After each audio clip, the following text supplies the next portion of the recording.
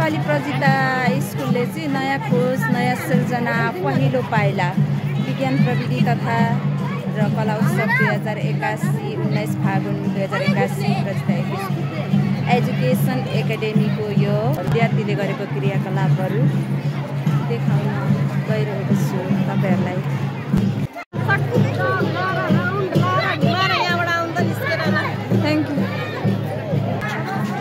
नानीहरूले यति राम्रो राम्रो कला प्रदर्शन दिनुभएको छ भने मलाई माफ गरिदिनु होला।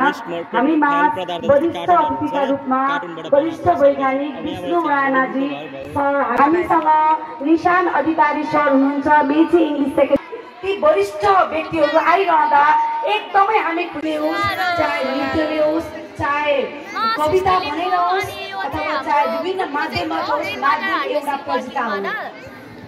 म फेरि गौरवको साथ भन्न चाहन्छु 64 सालमा रोप्नु भएको बिरुवा जुन आज झाँगिएर फैलिएर फुलेर देशको अनुहार फेर्न सफल भएर मात्र त्यसमा मात्रै सीमित छैनौँ। हाम्रा नानीहरू हामी अनुशासनका पथ पढाएका नानीहरू आज देश विदेशमा यतातता छरिरहनु भएको छ र यो देख्दा यो सुन्दा र आफूले पढाएका नानीहरू अहिले एकदमै खुसी लाग्यो। यसमा आबद्ध हुनुहुन्छ कोही देश आएर मेरो नाम एक्जाम पोखरेल कक्षा 9 बाट यो प्रोजेक्टको नाम रहेको छ एसएलएन मोडल। यो फ्याक्ट्रीबाट चाहिँ धुवाँहरू उडिरहेको छ। यो चाहिँ ग्यास उडेर चाहिँ यो क्लाउडमा जान्छ। यो क्लाउडमा गएपछि एसओ र एसओ भन्ने ग्यास हो। यो ग्यास चाहिँ मिक्स भएर एसिड पार्टिकल बनिन्छ र एसिड पार्टिकलहरू भ्यापरको रूपमा पानी र स्टिमको रूपमा झर्छ। चाहे ती माटाका सामानबाट चाहे काठुनका र चाहे जेसुकैका ती कुराहरूलाई प्रयोग गरेर तपाईँले आज देखिराख्नु भएको छ विभिन्न माध्यमबाट चाहे ती माटाका सामानबाट चाहे कागजका चाहे काठुनका र चाहे जेसुकैका ती कुराहरूलाई प्रयोग गरेर आफूसँग भएको क्षमता आफूसँग भएका कला आफूसँग भएको योग्यतालाई परिणत गरेर नानीहरूले कष्ट तरिकाले नानीहरूले प्रदर्शन गरिराख्नु भएको छ। म यो अगाडिको स्टल म यहाँबाट स्टल नम्बर सायद 1 2 3 कति छ यो अगाडिपट्टिको रोलाई थोरै क्लियर गरिदिएर अहिले लगाउँछु। लाइक स्टल घुमाइदिनु हुनुको लागि म तपाईसँग विनम्र गर्न चाहे। हुन त अब घाम पानी अँध्यारो उज्यालो सबै हामीलाई चाहिन्छ। सम्भवतः घामको कारणले गर्दा यता आउनु भएला।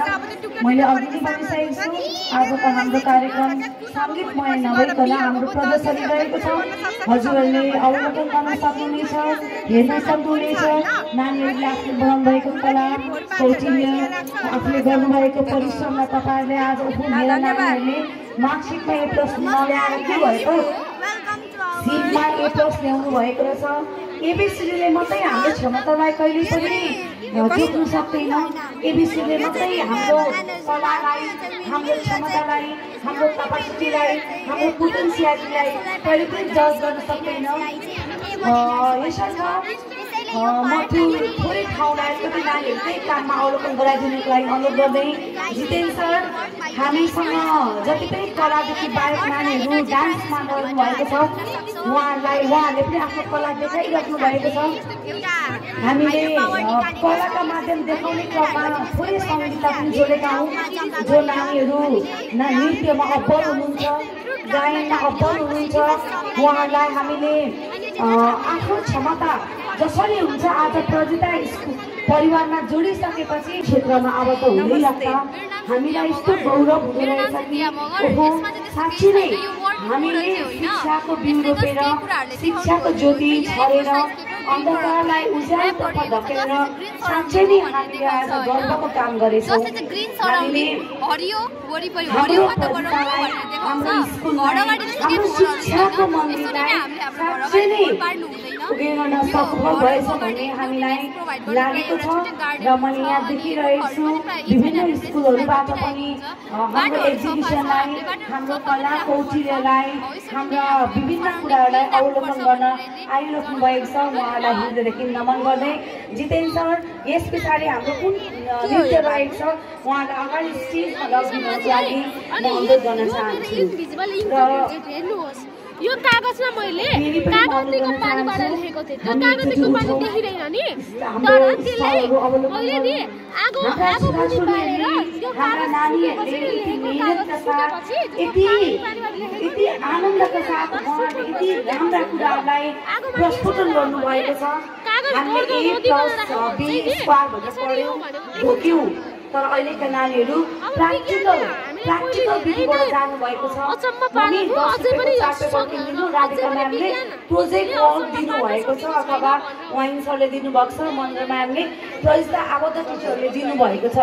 एकछिन त हामीलाई कति प्रोजेक्ट स्कुलले प्रोजेक्टै मात्रै भन्छ, दसैँ पछाडि त प्रोजेक्टै भन्न बाटो स्कुलले भन्नुहुन्थ्यो होला। तपाईँहरूले विभिन्न रहेका कुराहरूलाई हेर्न सक्नुहुन्छ। नानीहरूले बनाएका कुराहरूले भित्तामा शैक्षिक सामग्री आज नानीहरूले बनाएका विभिन्न कुराहरू छन् र यिनै कुराहरूलाई तपाईँहरूले हेर्न सक्नुहुनेछ, निहाल्न सक्नुहुनेछ। र हामी रेडी अवस्थामा छौँ भने म नानीहरूलाई जोरदार नृत्य प्रस्तुत गरिदिनुको लागि म अनुरोध गर्दै केही छिनको लागि फेरि म एकैछिनको लागि म ओझेल पर्न चाहन्छु। धन्यवाद।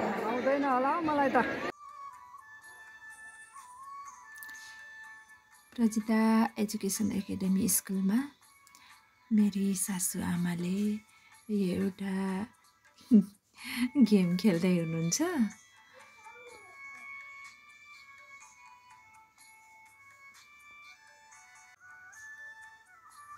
कोसिस गर्दै हुनुहुन्छ आमा पनि। हामी प्यारेन्ट्सहरूलाई पनि यसरी बच्चा बच्ची र प्यारेन्ट्स आमा बुवा र नानी बाबुहरू पनि मिलेर खेलेपछि धेरै कुराहरू सिकिन्छ भन्ने कुरा सिक्ने अवसर पनि पाइयो, खुसी लाग्यो।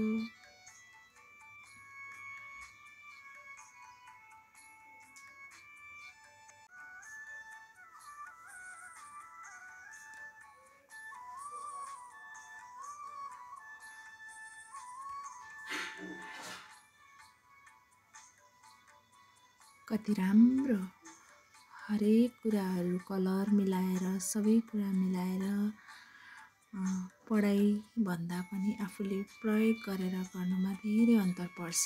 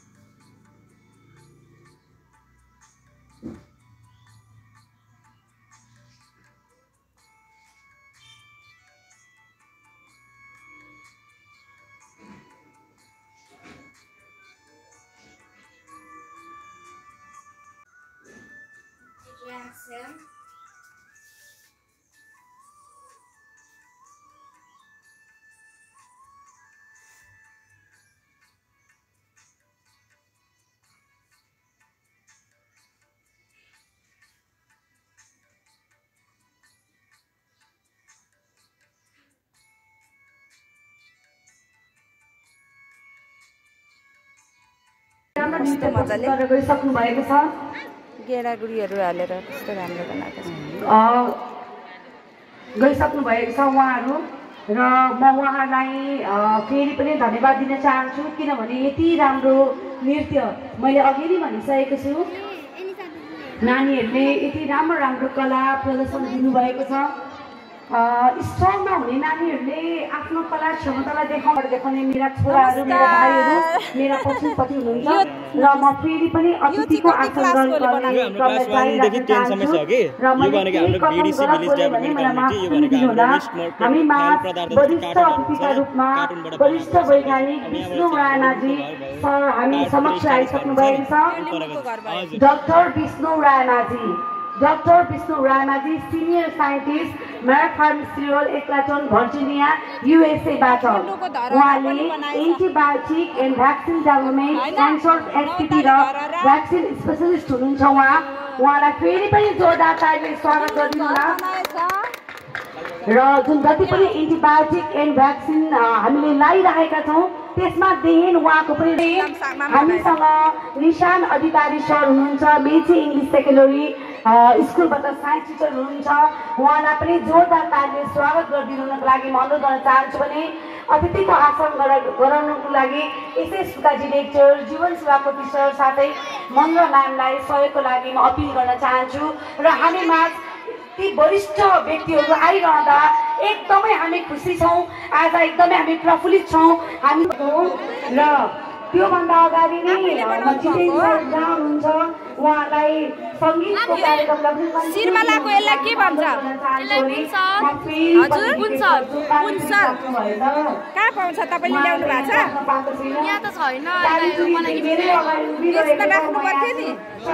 यस्तो होइन नि, महँगो पर्छ नि त।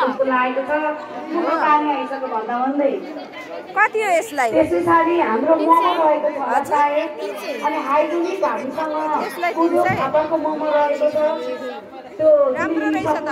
पक्कै तपाईँहरूले त स्टलहरू भिजिट गर्नु भएन, साइन्सको कुराहरू हेर्नु भएन। मैले हिजो देखे अनुसार एकजना छ र मम्मी 100 रुपियाँ पैसा दिनु न भन्न सजिलो छ, 100 रुपियाँ पैसा कमाउन साह्रै गाह्रो छ। त्यो भएको कारणले गर्दा पनि लगानी लगाएर नानीहरूलाई हामीले छोडिदिएका छौँ। आउनुहोस् न, आज 20 रुपियाँ खर्च गरिदिउँ, नानीहरूलाई दिउँ, जुस पिउँ। यता पानीपुरी अगाडि छ, यता चटपटे झन् नजिकै छ, आलु चप छ भन्ने सुनिरहेको छु मैले। विभिन्न आइटमहरू के जाति छ सुनिरहेको छु। तपाईँहरू यसो गरेर किनेर खान सक्नुहुन्छ। जुस छ यहाँ, यसो चाख्दै गर्नुहोला, घरिघरि जुन चाहिन्छ शरीरलाई। यति भन्दै जितेन सर हामी तयारी अवस्थामा छौँ। किन सुरुमै भनेको छु सबै हातका औँला त बराबर छैनन् हाम्रा भने हामीले सबै कुराहरू एकै लेभलका एकै खालका गर्न सक्दैनौँ। किनभने कोही मान्छे हामी नाच्नमा एकदमै अब्बल छौँ भने कोही व्यक्तिहरू हामी गाउनमा अब्बल छौँ, कोही मादल बजाउन जान्दछौँ भने कोही झ्यामका ढोल ठोक्न जान्दछौँ, कोही भजन गाउन जान्दछौँ भने कोही रक र हिपहप गीतहरू गाउन जान्दछौँ। हाम्रो यो भनेको पहिचान हो। सत्कर्म, सदाचार, शिक्षा, स्वास्थ्य, हामीले विभिन्न कुराहरू अनुशासनका कुराहरू, सत्य कुराहरू, सत्य वचनहरू हामीले सिकाइरहेकोका लागि म उजेल पर्न चाहन्छु। स्वीकार्नुहोस् हाम्रा सायद कक्षा 4-5 का नानीहरूले पाउनुभएको नृत्य। धन्यवाद।